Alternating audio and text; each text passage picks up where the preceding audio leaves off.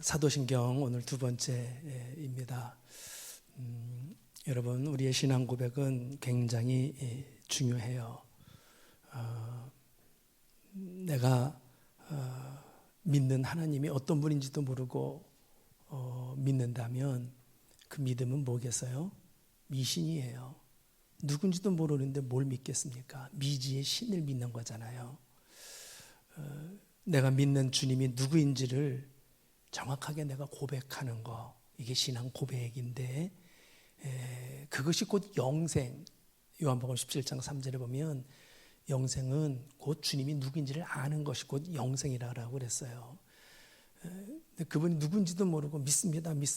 네가 믿는 우리 하나님은 누군데, 글쎄요, 그러면 네가 믿는 하나님도 정확히 모르는데 너 지금 어디를 향해 달려가는 거야?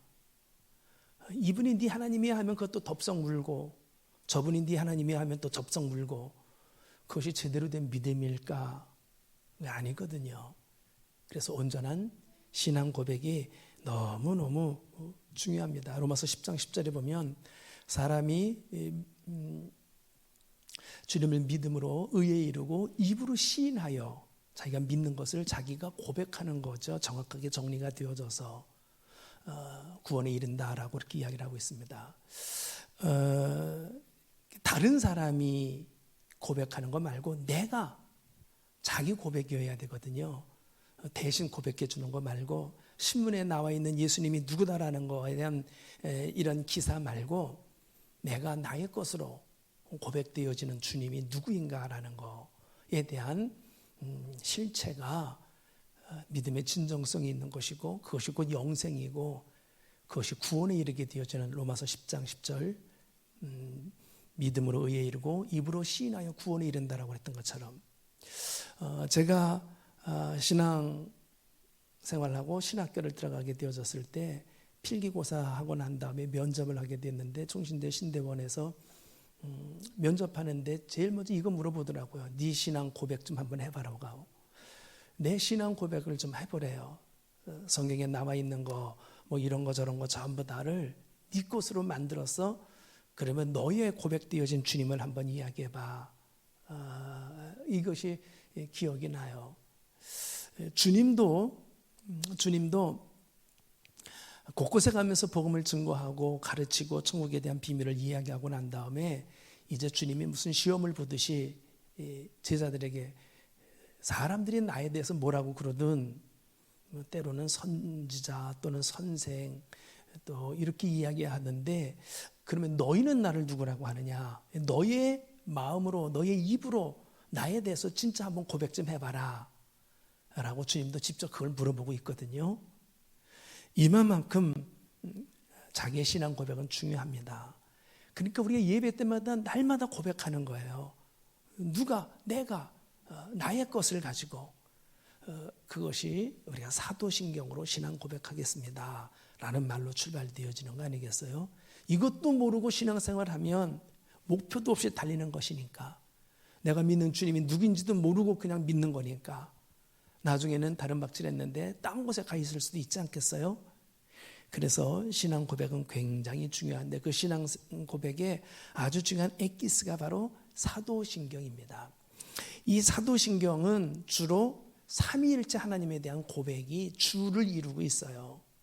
왜냐하면 초대교회 때 대부분의 이단은 삼위일체 하나님에 대한 이단이었습니다. 지금도 역시 대부분의 이단이 삼위일체 하나님에 대한 부분이 잘못되어졌기 때문에 이단으로 가는 것이 거의 한 70% 이상은 그렇게 아직도 그래요.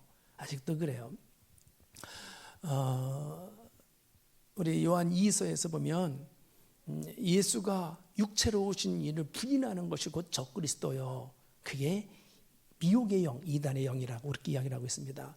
그게 전부 다 삼위일체 하나님을 부인하는 거예요. 특별히 성자 예수님에 대한 부정입니다. 예수 그리스도가 육체로 오신 그것을 부인한다라는 거예요. 그러니까 예수님의 성자 예수님을 부정함으로 인하여 삼위 하나님을 부정하는 거거든요. 이렇게 되어지면 기독교의 근간이 다 무너지는 거예요. 예수님이 오셔서 십자가에서 죄를 처리하고 부활하심으로 마귀를 처리하고 구원의 문을 활짝 열었게 되어진 이 모든 예수님을 부정하는데 예수님이 하신 일이 뭐가 의미가 있겠어요? 그렇게 되어지면 신앙이 송두리째 무너지게 되어지는 것입니다. 이 삼위일체 하나님에 대한 고백이 우리 사도신경의 가장 핵심인데, 지난주 우리가 첫 번째 시간을 가졌는데, 첫 번째는 우리 주님이, 우리 하나님이 창조주 하나님이라는 걸로부터 출발했습니다. 전능하사 천지를 창조하신 하나님 아버지를 내가 믿사오며 내가 믿는 하나님이 누군데 창조주 하나님이야, 이거로부터 출발되어져요. 신앙의 출발은 창조주 하나님에 대한 고백으로부터 출발되어지는 것입니다. 그래요, 만물이 그로부터 말미암아 만들어졌거든요. 그래서 그분을 떠나서는 만물이 세워져 갈 수가 없습니다. 그렇죠? 그리고 이 모든 만물이 만들어진 목적이 하나, 그를 위하여, 그로 말미암아 그와 함께 그를 위하여, 이것으로부터 출발되어졌기 때문에 자연스럽게 만물 가운데 우리가 포함되잖아요. 우리는 하나님을 떠나서는 살 수 없는 존재입니다. 그분을 빼고는 이 세상을 해석할 수 없습니다. 모든 문제는 하나님으로부터 풀지 아니하면 푸는 것이 아닙니다. 이건 저절로 나오게 되어지는, 따르는 고백이에요. 하나님을 떠나서는 살 수 없다라는 걸로부터 출발되어지죠. 왜? 그분이 나를 만들었기 때문에. 오늘은 그 다음, 그 외아들 우리 주 예수 그리스도를 믿사오니 이는 성령으로 잉태하사 동정녀 마리아에게 나시고, 이제 그 다음인데 핵심은 뭡니까? 성자 예수에 대한 이야기죠. 전능하사 천지를 만드신 하나님 아버지 성부 하나님에 대한 이야기였다라면, 그 다음에 나오는 내용이 성자 예수님. 이 사도신경은 삼위 하나님에 대한 고백인데 제일 핵심이 되는 게 성자 예수님에 대한 부분이 제일 핵심이 되어져요. 제일 많은 부분을 할애하고 있고요. 맨 나중에 가서 성령을 믿사오며, 이게 끝에 가서 하나 더 붙는데 나머지는 전부 다 성자 예수님에 대한 이야기예요. 이게 핵심이 성자 예수 그리스도에 대한 신앙 고백입니다. 예수님에 대한 신앙 고백에 한 줄로 정리를 하라고 하면 뭡니까? 라고 묻는다라면 뭐겠어요? 예수님이 우리의 구주, 구세주입니다. 이게 한 줄로 요약되어진 아주 중요한 엑기스 신앙 고백입니다. 예수님이 우리의 구주입니다. 밑도 끝도 없이 예수님이 구주이냐? 그냥 그렇게만 외치면 구주가 되는 거냐? 그렇지가 않습니다. 그래서 그것을 이렇게 설명을 하고 있어요. 그 설명이 뭐냐면, 전능하사 천지를 만드신 하나님 아버지를 내가 믿사오며 그 다음에 그 외아들 우리 주 예수 그리스도를 믿사오니, 그분이 하나님의 외아들이라는 거예요. 여러분, 예수는 분명히 역사 가운데에서 실존 인물이거든요. 이게 사람이거든요. 가상의 인물이 아니라 실제로 베들레헴에서부터 태어나서 예루살렘과 갈릴리 지역에서 활동을 하게 되어진 실존하는 존재, 인물이란 말이에요. 인간이란 말이에요. 그런데 그가 하나님의 유일한 독생자라는 이야기예요. 여러분, 하나님의 유일한 아들이다라고 이야기했을 때, 아들이다라는 것은 하나님의 본체인 생명을 소유했다라는 이야기예요. 하나님의 생명을 소유했다. 근데 육신이다. 자연스럽게 육신인데 하나님의 생명을 가진 하나님이구나 이분이. 그 표현이 하나님의 독생하신 외아들이라는 표현이에요. 그렇습니다. 아들은 하나님의 생명을 갖는 자를 아들이라고 그러잖아요. 그러면 하나님의 생명을 가졌다는 건 하나님의 본체이거든요. 근데 그분은 또 육체를 가지고 있는 실존 인물이거든요. 이게 자연스럽게 생명을 가진, 하나님의 생명의 본체를 가진 인간, 그러니까 하나님이면서도 인간인 존재다라는 것에 대한 고백이에요. 여러분, 세상에 태어나는 모든 인간은 다 죄인이잖아요. 아담 안에서 사망의 왕노릇해서 모든 인간은, 육체를 가진 사람은 다 100% 죄인입니다. 이전에도 그렇고 앞으로도 인간으로 태어난 자는 다 죄인으로. 시편 51편에서 하나님의 사람 다윗이 그렇게 하나님 마음이 합한 자라고 한다 할지라도 그의 고백 중에 유명한 고백이 있죠. 내가 죄악 중에 출생하기 전부터 죄악의 한 구더기 속에서 태어난 자야.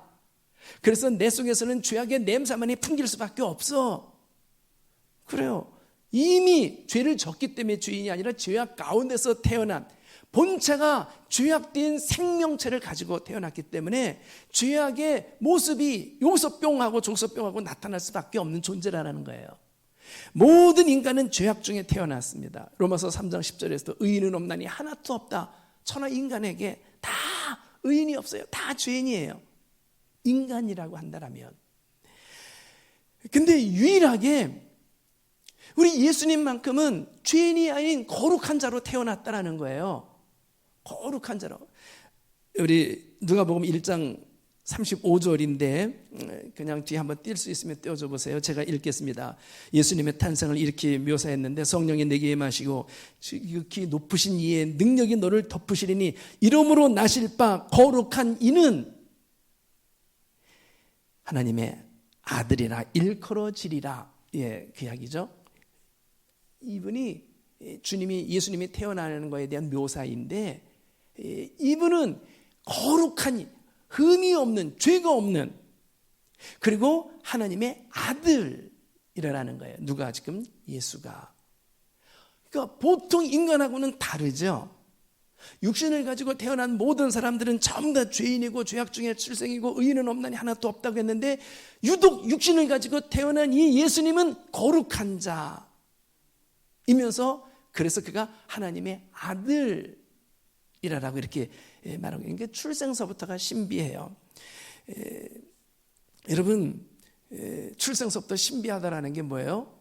다른 사람들의 출생은 엄마 아버지가 있는데 예수님의 출생은 아버지가 없어요. 그래서 그것을 뭐라고 이야기하는 거면 동정녀, 처녀가 아기를 낳았다라는 거예요. 그게 뭐가 자랑이라고 처녀가 아기를 낳았다는 걸 날마다 신앙 고백을 하냐? 수치스러운 일이지. 근데 그게 우리의 신앙 고백이 아주 중요한 핵심이에요. 처녀가 아기를 낳았다. 이게 아주 중요한 의미거든요. 보통 아기를 낳을 때에 엄마가 낳았거든요.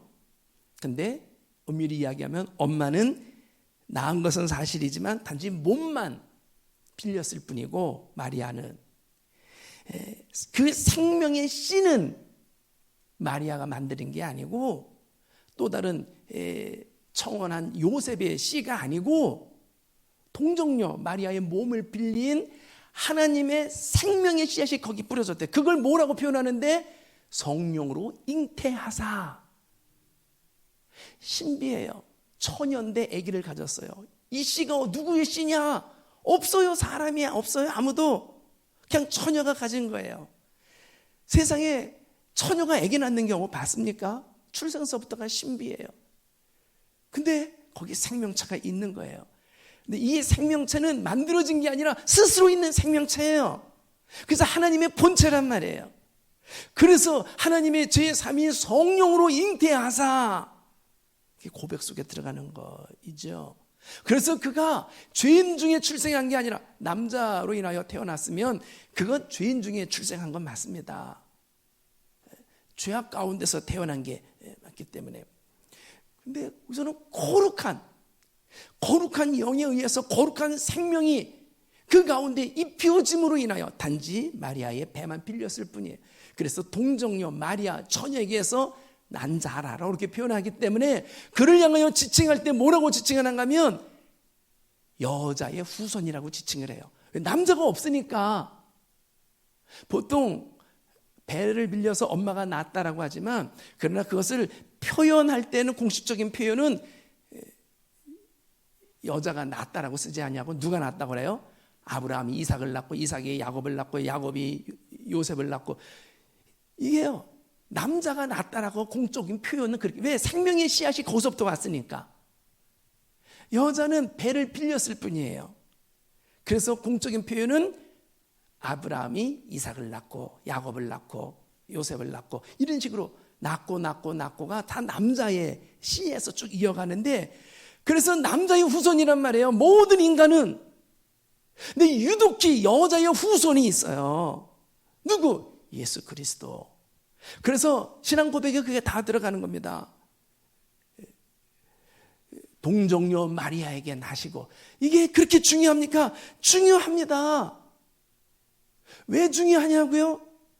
여러분, 하나님이 우리 인간이 죄악 가운데 빠져서 허우적거리게 되어지는 그 순간부터 하나님은 이미 구원의 계획을 공적으로 선포했어요. 그걸 어디서 선포했는지 아세요?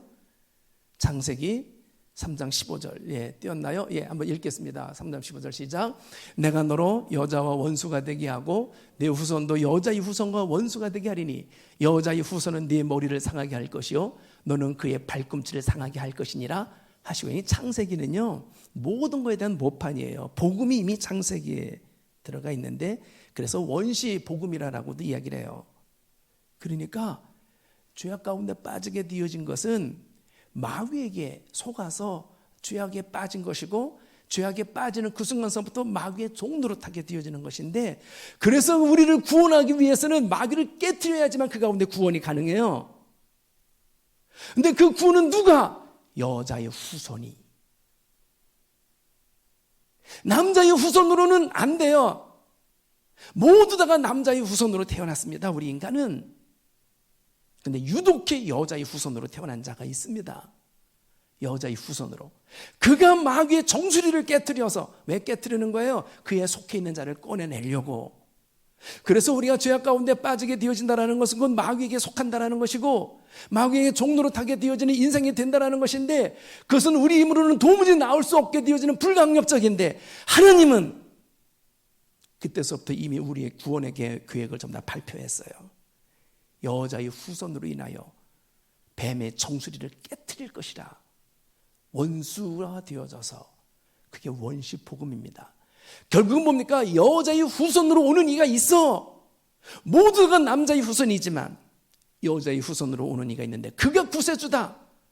그가 마귀를 깨트리고 그 가운데 건져낼 구세주다. 이걸 이미도 예고했단 말이에요. 그래서 우리의 구세주가 되어지기 위해서는 여자의 후손으로 와야 되거든요. 근데 드디어 그분이 온 거예요. 그래서 여러분, 이 여자의 후손으로 오는 것을 막기 위하여 마귀가 얼마나 장난을 치는지, 그 예표가 뭡니까? 애굽에서 바로가 남자아이로 태어나는 자들마다 전부 다 죽이라라고 그렇게 했습니다. 어떻게 해서든지 씨를 말려서 더 이상 여자의 후손으로 태어난 것 자체를 원천적으로 봉쇄하려고. 예수님 당시에도 마찬가지예요. 헤롯이 어린 나이로 태어나는 아이들은 다 죽여라, 어떻게 해서든지. 그렇게 해서 아이의 후손으로 태어나는 것 원천적으로 차단하려고.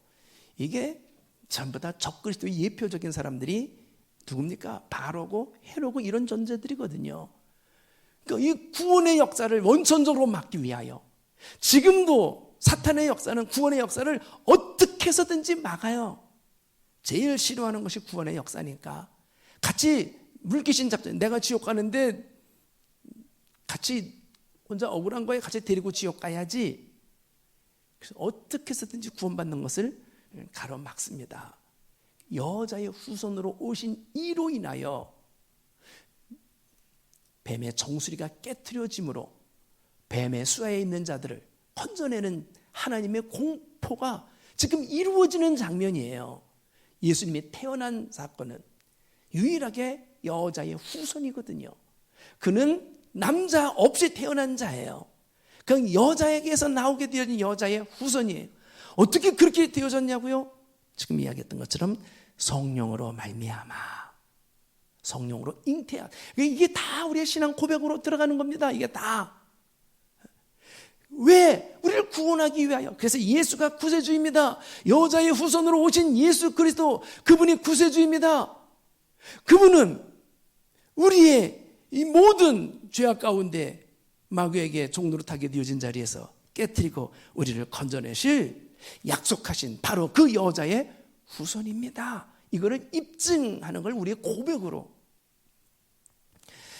두 번째, 그분이 구원자입니다라는 것에 대한 밑도 끝도 없는 이야기가 아니라 그분의 이름 자체가 예수 그리스도를 믿사오니 예수 그리스도, 우리 주 예수 그리스도를 믿사오니, 예수 자체가 뭐예요? 뜻이 구세주라는 거예요. 근데 그 예수라는 이름을 누가 져줬는데요? 주님이. 언제 그 이름을 져줬습니까? 청혼한 요셉이 약혼자와 같은 그 마리아가 아기를 가졌으니까, 야, 우리 마리아가 딴 데 가서 엉뚱한 짓을 했구나, 이거 창피하다, 수치스럽다, 이거 조용히 이걸 마무리해야 되겠다 해서 끊으려고 했는데 주께서 요셉에게 임했죠.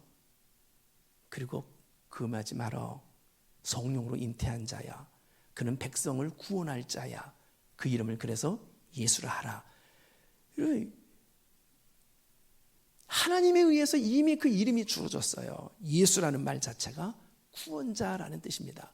그러니까 우리가 지금 고백하는 것이 가장 중요한 고백이 뭡니까? 예수가 구원, 예수 천국, 예수 구원. 이 고백이 지금 이 한복판에 들어가는데 밑도 끝도가 아니고요, 그냥 우죽다짐이 아니고요, 그는 하나님의 독생하신 아들, 하나님의 생명의 본체야. 그는 동정녀에게서 태어난 자야. 그래서 여자의 후손이야. 이게 전부 다가 우리를 구원하기에 합당한, 죄인이 죄인을 구원 못하거든요. 의인이 구원할 수 있거든요. 인간이 인간을 구원하는 게는 똑같이 자기도 죄악 가운데 허덕이는데 어떻게 구원하겠어요? 그 죄 없는 자여야 되는데 아무도 없어요. 그러니까 하나님이 인간으로 오셨어. 그래서 하나님의 독생자. 동시에 이미 말씀하신 바대로 어떻게 되는 거예요? 여자의 후손이 뱀의 정수리를 깨뜨리고 그 가운데 건지는 것이 곧 구원이야. 그 이름을 예수라 해. 전부 다가 뭐에 전부 다 포커스가 맞춰 있는 겁니까? 예수가 구원자다, 구원자다. 여기에. 그 뒤에 나오는 내용이 뭐예요? 본디오 빌라도에게 고난을 당하사 그다음에 죽으시고 장사한 지 사흘 만에. 여러분, 구원을 위하여서는 마귀 손아안에서 우리를 건져내는 것도 구원이지만 또 필요한 건 뭘까요? 죄값을 치러야 돼요. 그래야지 구원이 완성이 되어지는 겁니다. 죄인을 그냥 너 천국 없는 걸로 해가지고 집어넣어 줄게, 이게 아니고요, 뒷구멍으로 해서 이렇게 올려보내는 게 아니고 본래의 정식 루트를 통하여 보내는데, 그것은 죄를 처리 내지는 없애야지만, 죄로부터 깨끗해져야지만 갈 수 있는 거거든요. 근데 그 방법은 뭡니까? 죄값을 치러야 돼요. 그거 없이 뒷구멍으로는 안 돼요. 정당하게 다 치러야 돼요. 그걸 치르는데 우리 스스로는 죄를 치를 수가 없어요. 그러니까 주님이 육신으로 오신 이유가 그것입니다. 핏값으로, 그 사망이라는 것을 직접 죄값을 치르는. 세례 요한이 그래서 그것을 미리 이렇게 선언을 했죠. 보라, 세상 죄를 짊어지고 가는 하나님의 어린 양이라고. 그러니까 세상에 있는 모든 죄를 짊어지고 가는. 우리 지금 이건희 회장이 사망했는데 이슈되어지는 게 세금이 10조를 낸다고 그래요. 뭐 그 앞뒤겠죠. 그 붙어가지고. 그래서 내가 그거 한 사람이 1,000만 원씩 세금을 낸다면 몇 명이 10조가 되는지 한 번쯤 이렇게 따져보라고 그랬더니 우리 부교육자들도 하도 어이가 없는 액수라 몇 명인지 헷갈려요. 이렇게 1,000만 원씩 세금 내는 사람도 드물거니와 그렇게 한다 하더라도 그 몫을 그만이 다 이렇게 할 수 있을 만큼의 이 재력을 가지고 있는 분이에요. 여러분, 하나님은 이건희보다 훨씬 더 그릇이 커서 모든 사람의 것을 다 캐토톡 모아가지고 그거 다 처리할 수 있는 분이에요. 믿으십니까? 그래서 그분이 세상 죄를 짊어지고 간 하나님의 어린 양이로다. 어린 양은 뭡니까? 제사 지낼 때 죄값으로 제물로 올려지는 자거든요. 그래 그 피로 일미하여 지성소인 하나님의 영광의 자리에 다시 들어가는 거 아니겠어요? 그래요? 그래서 그가 그냥 우리의 구세주다라고 그냥 무조건 막무가내로 외치는 게 아니고, 구세주가 되기 위한 모든 조건과 조목조목, 성경이 이야기한 구세주로서 어린 여자의 후손 맞아? 한번 확인해 봐야지. 맞아. 죄는 치루었어. 죄값 치루었어. 사단이 정수리 깨트렸어. 누가? 다 예수가. 그러니까 그는 구세주로서 합당함이라고 도장을 딱 찍을 수 있게 되어지는 그 고백이란 말이에요. 아무나 내가 구세주다. 그거 쫓아가는 건 뭐예요? 내가 신앙 고백을 이건 이것대로 하고 쫓아가는 것도 그대로 쫓아가. 나의 신앙 고백을 하고 있지 않다라는 이야기예요. 그가 진짜 구세주려면 죄를 처리해줘야 돼요. 내 대신. 진짜 구세주가 되려면 사탄을 깨트리고 그 가운데서 나를 건져내야 돼요. 여자의 후손이어야 돼요. 그런 것도 없이 무조건 내가 구세주야, 나를 따라와. 그러니까 신천지 따라가는 겁니다. 그러니까 여러분, 내가 정리되어진 우리 주님에 대한 온전한 이해와 고백이 이만큼 우리의 신앙을 튼튼히 세우는 거예요.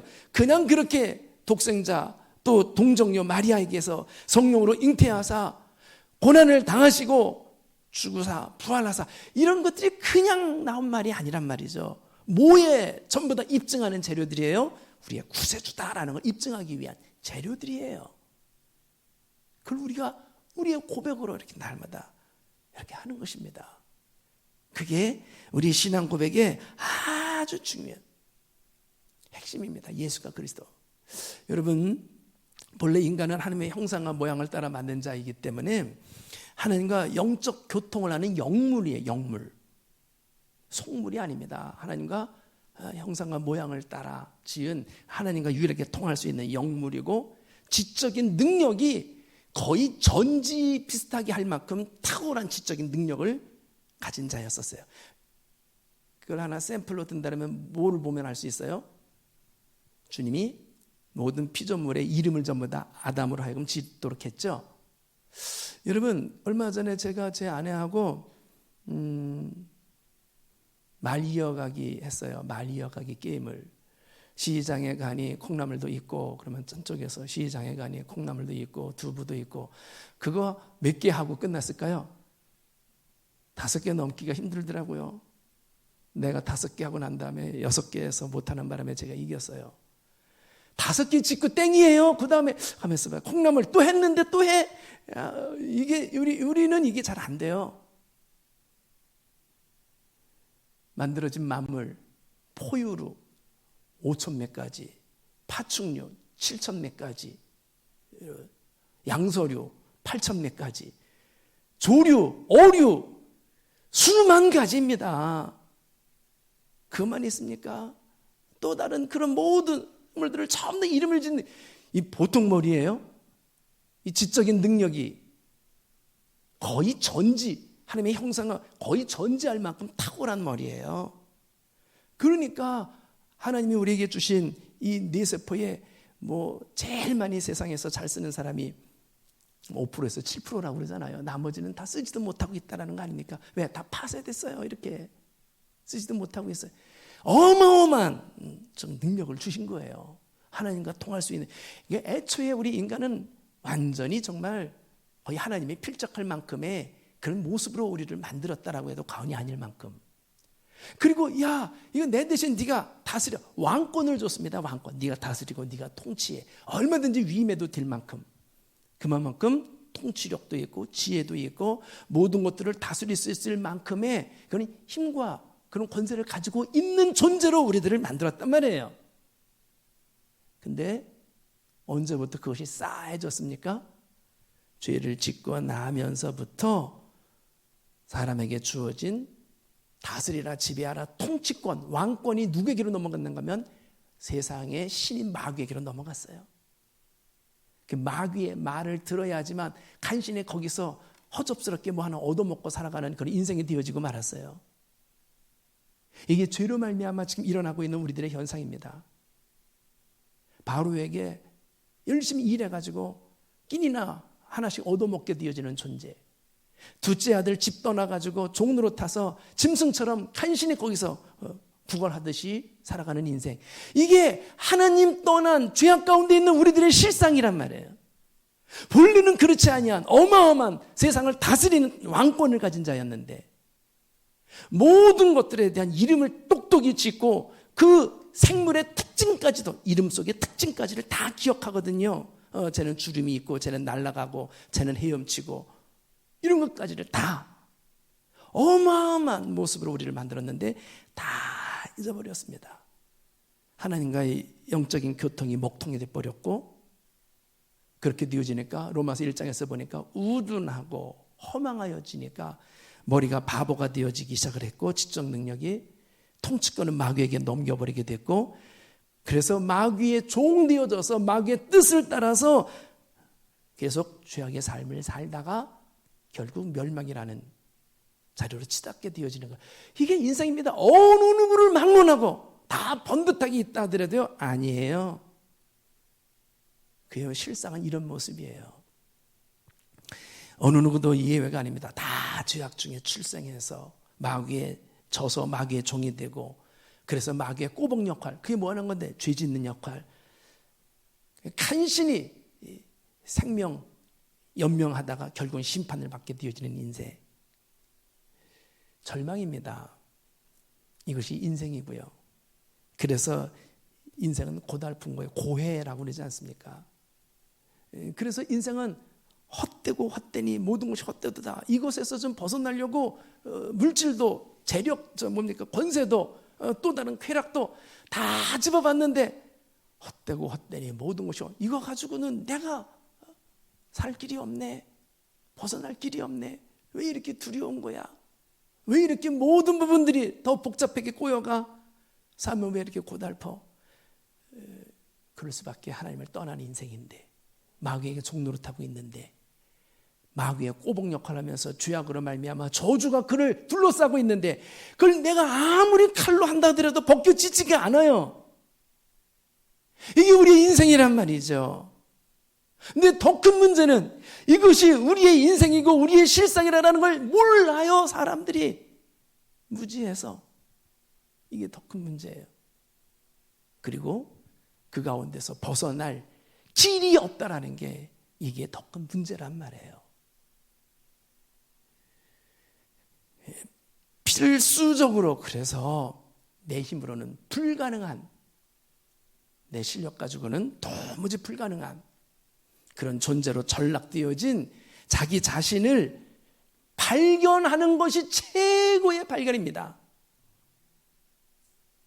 그러니까 예수가 구세주입니다, 이 발견 전에 내가 절망 가운데 있는 죄인입니다 라는 거에 대한 발견이 어마어마한 발견이에요. 그래야지 내 힘으로는 안 되고 나의 가능성은 제로고, 그래야지 구세주에 대한 니드가, 필요를 느끼거든요. 안 보이던 것이 그때 가서 보여요. 제가 처음에 매일처럼 교회는 있지만 교회가 나에게는 눈에 안 띄었어요. 근데 내가 절박한 마음이 드니까 그때 교회가 뜨이는 거예요. 빨간벽돌 교회가, 평동교회라고. 그전에는 있어도 안 보였는데. 그래서 여러분, 이 발견, 이거를 마태복음 13장에서는 천국 비유를 통하여 밭에 감추어진 보화를 발견했대요. 발견하는 걸로 끝났는가? 아니에요. 자기 것 모든 걸 팔아서 그것을 샀어요. 소유했어요. 예수가 구세주이다라는 것을 발견하는 게 아무나 발견하는 게 아니에요. 그 발견이 보화를 발견하는 거예요. 발견한 사람은, 그 가치를 아는 사람은 전 재산을 팔아서라도 그 보화를 사는 거예요. 전 재산보다 이것이 더 귀하기 때문에. 이것이 구원입니다. 예수가 왜 필요합니까? 자기가 죄인이라는 걸 깨닫게 되어지는 순간, 내가 의인이다라고 하면 예수 필요 없어요. 그래서 주님도 내가 의인을 위해서 온 게 아니라 죄인을 위해서 왔어. 근데 내가 죄인이라는 이 자기 고백이, 자기 신앙 고백이 있어야지 되거든요. 그래야지 구세주가 필요한 것이고, 보니까 예수가 구세주였단 말이죠. 이것만큼 굿뉴스, 이게 그래서 복음이라는 거예요. 복음이 뭡니까?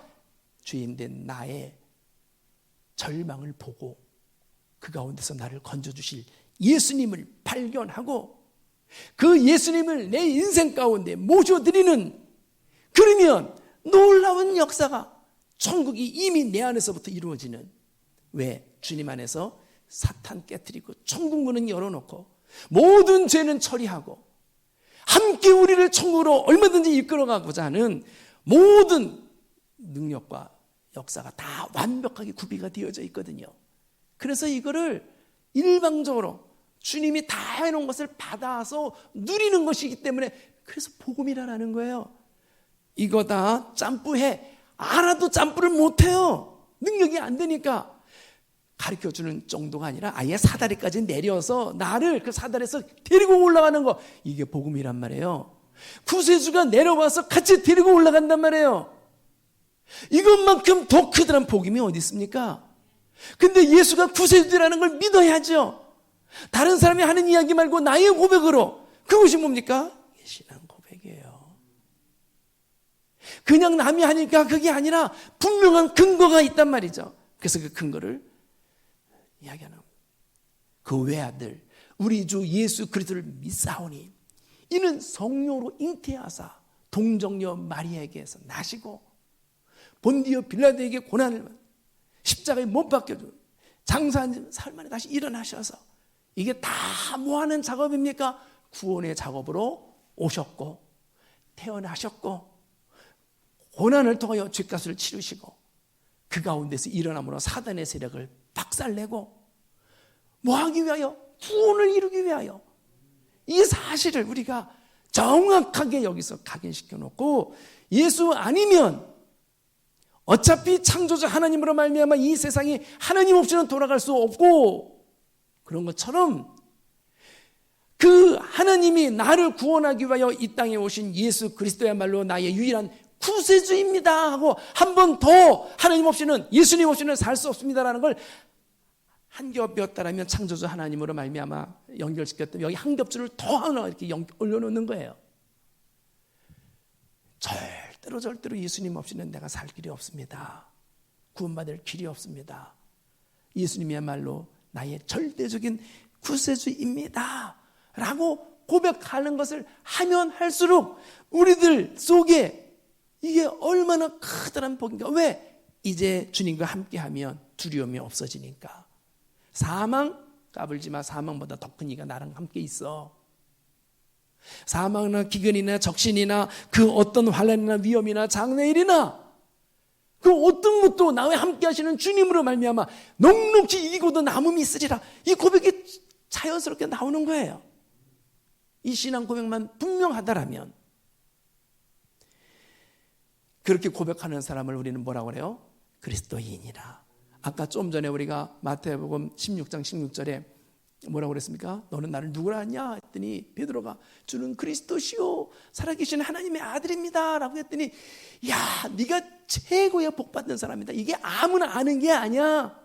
아무나 발견하는 게 아니야. 아무나 고백하는 게 아니야. 그래서 이를 알게 하니는 네 실력이 아니고 누구의 가르침도 아니고 하늘에 아까 그런 고백을 했죠. 하나님에 의해서 주어지게 되어진 놀라운 축복을 받은 자야. 여러분 그렇습니다. 그리스도 안에서 답이 없는 것이 없어요. 그리스도 안에서 다 답이 있어요. 그 어떤 것도 그리스도로 이기지 못할 것 없습니다. 다 이기면 내가 세상을 이기었노라 그랬어요. 근데 그분과 함께 하는 거예요. 그분이 곧 답입니다라는 것이 예수가 그리스도입니다라는 말이랑 똑같은 맥락이에요. 그렇다면 예수님만 붙잡으면 사도 바울이 아무것도 없는 자 같으나 모든 것을 가진 자요. 그분으로 인하여 이것이 권리적스러면 이거를 배설물로 여기겠다라고 한 이유를 아시겠죠? 그 안에서 예수 안에서 승리하고 축복을 누리고 두려움을 이기고 천국을 경험하는 우리 모두가 되기를 주의 이름으로 간절히 축원하겠습니다.